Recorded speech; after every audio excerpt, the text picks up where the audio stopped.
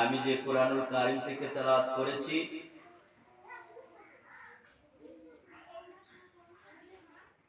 কোরআনের 38 নম্বর সূরা সূরা সাদের 41 নম্বর আয়াত। এই আয়াতের মধ্যে আল্লাহ পাক রব্বুল আলামিন বলেন, ওয়াযকুর আবদানা আইয়ুবা ইয নাদা রাব্বাহু ইন্নী মাসসানিয়াশ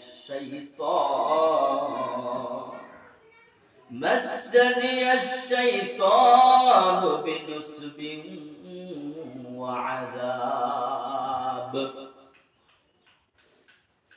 আল্লাহ পাক রব্বুল আলামিন ডাক দিয়া বলেন, ও দুনিয়ার মানুষ,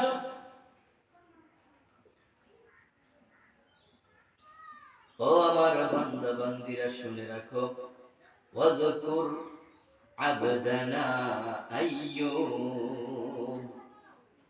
তোমরা আমার বান্দা আইয়ুবের কথা স্মরণ করো।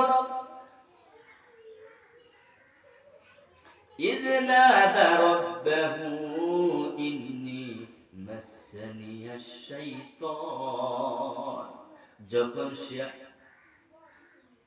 তার প্রভুকে ডাক দিয়া বলতেছে, ইন্নী মাসসানিয়াশ শাইতান, শয়তান আমাকে কষ্ট আর আযাবের মধ্যে ফেলেছে। বিনুসবিন ওয়া আযাব, শয়তান আমাকে কি করছে? কষ্টের মধ্যে এবং আযাবের মধ্যে ফেলে রেখেছে। অর্থাৎ প্রভু আমাকে ধৈর্যচ্যুত করে আপনার অকৃতজ্ঞ বান্দা হিসেবে রূপান্তরিত করে, অকৃতজ্ঞ বান্দা বানিয়ে কুমন্ত্রণায় ফেলতেছে। ওয়া আনতা আরহামার রাহিমিন, আর আপনি কি সবচেয়ে বড় দয়ালু। সুবহানাল্লাহ। এর দ্বারা আমাদেরকে শিক্ষা দিচ্ছে যে আমরা যখন কোন বালা মুসিবতে পড়ে যায় তখন শরণাপন্ন হতে হবে কার? আল্লাহ। এখানে আল্লাহ পাক রব্বুল আলামিন আল্লাহর পয়গম্বর আইয়ুব আলাইহিস সালাতু ওয়াস সালামের কথা স্মরণ করার জন্য বলতেছেন।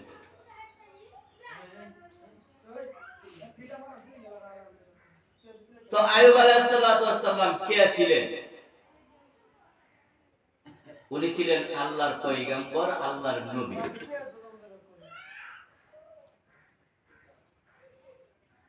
ওনার বাড়ি কোথায়? শাম এবং দামেস্কের মধ্যবর্তী একটা স্থান, যে জায়গাটা নাম হচ্ছে সিনা নামক জায়গা। এই জায়গাতে আইয়ুব আলাইহিস সালাতু ওয়াস সালাম জন্মগ্রহণ করছেন। তো আইয়ুব আলাইহিস সালাতু ওয়াস সালামের বংশ পরিচয় সম্পর্কে আলোচনা করা দরকার। তো আমরা জানি, সকলেই চিনি ইব্রাহিম আলাইহিস সালাতু ওয়াস সালামের নাম সবাই শুনছি না আমরা, যেই নবীকে নমরুদের আগুনে ফেলা হয়েছিল, বিভিন্ন পরীক্ষায় উত্তীর্ণ হয়েছে। ইব্রাহিম আলাইহিস সালাম প্রথমে বিবাহ করলেন বাদশার মেয়ে রাজকন্যা সারাকে। তো ইব্রাহিম আলাইহিস সালামের পরিচয় আমরা সবাই জানি, উনি ছিলেন একজন মূর্তি পূজারী। বাপের নাম হচ্ছে কি? আদম। তো উনি সবাই জানেন, উনি ওনার কাছে কোনো বার্তা বাহক আল্লাহর পক্ষ থেকে যায় নাই। জন্মের পর থেকে উনি পরীক্ষায় পড়ে গেছে, সকল পরীক্ষায় উত্তীর্ণ হয়েছে। এখন উনি রাজকন্যা কেমনে হইলেন এটারও একটা ঘটনা আছে, এখন এই দিকে যাচ্ছি না। তখনই বিবি সারাকে নিয়ে যখন ইসলাম প্রচারের জন্য বাহির হয়ে গেলেন, ধর্ম প্রচারের জন্য, তো রাস্তার মধ্যে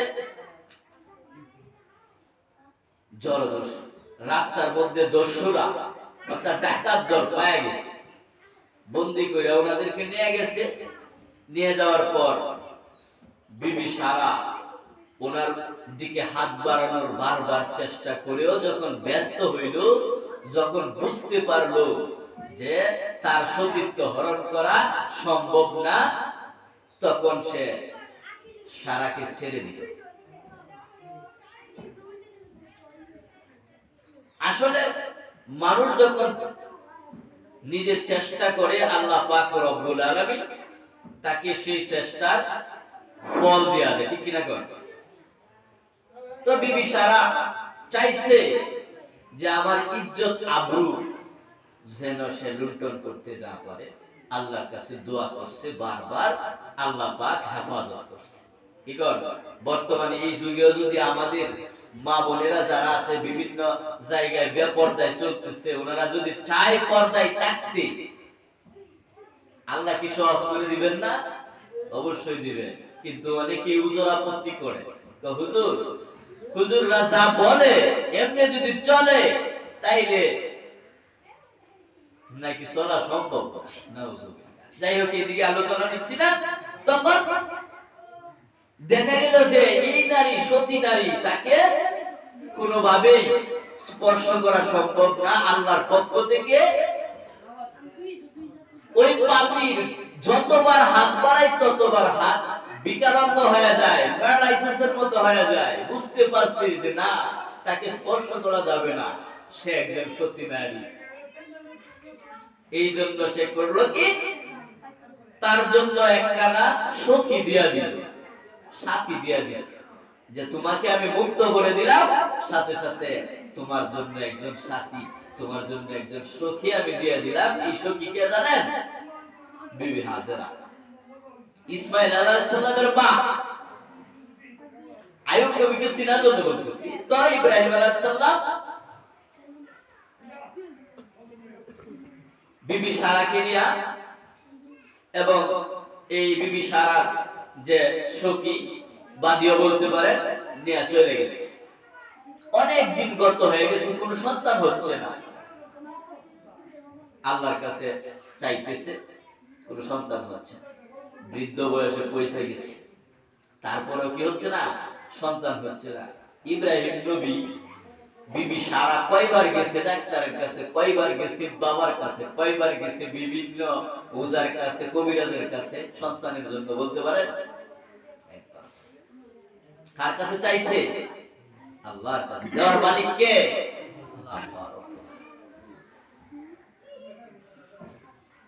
অনেকদিন পরে যখন সন্তান হচ্ছে না, বিবি সারা ইব্রাহিম আলাইহিস সালামকে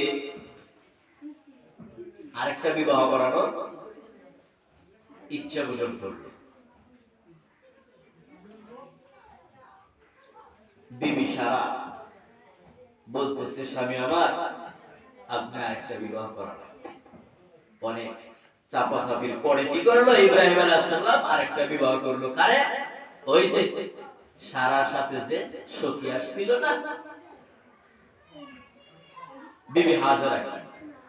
তখন কি আর বিবি হাজেরা বাদী আছে? স্ত্রী হয়ে গেছে। অনেকদিন পর বিবি হাজেরা থেকে জন্মগ্রহণ করলেন ইসমাইল আলাইহিস সালাম। ঠিক কি না? এর এক যুগ পরে, প্রায় 13 বছর পরে, আবার ওই যে প্রথম স্ত্রী ছিলেন বিবি সারা, বিবি সারা আবার গর্ভবতী হইলেন। এরপরে 13 বছর পরে আবার বিবি সারার গর্ভে আরেকজন ছেলে জন্ম হলেন, ইব্রাহিম আলাইহিস সালামের। এই ছেলের নাম কি? ইসহাক। উনি আল্লাহর পয়গম্বর, ইসহাক আলাইহিস সালাম। তো ইসহাক আলাইহিস সালামের দুই সন্তান ছিলেন।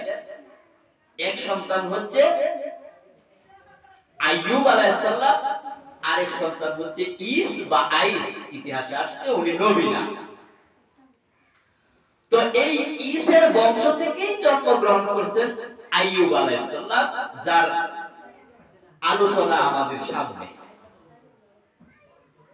তো ইসমাঈল আলাইহিস সালামের একজন কন্যা ছিলেন, এই কন্যাকে বিবাহ দিয়েছে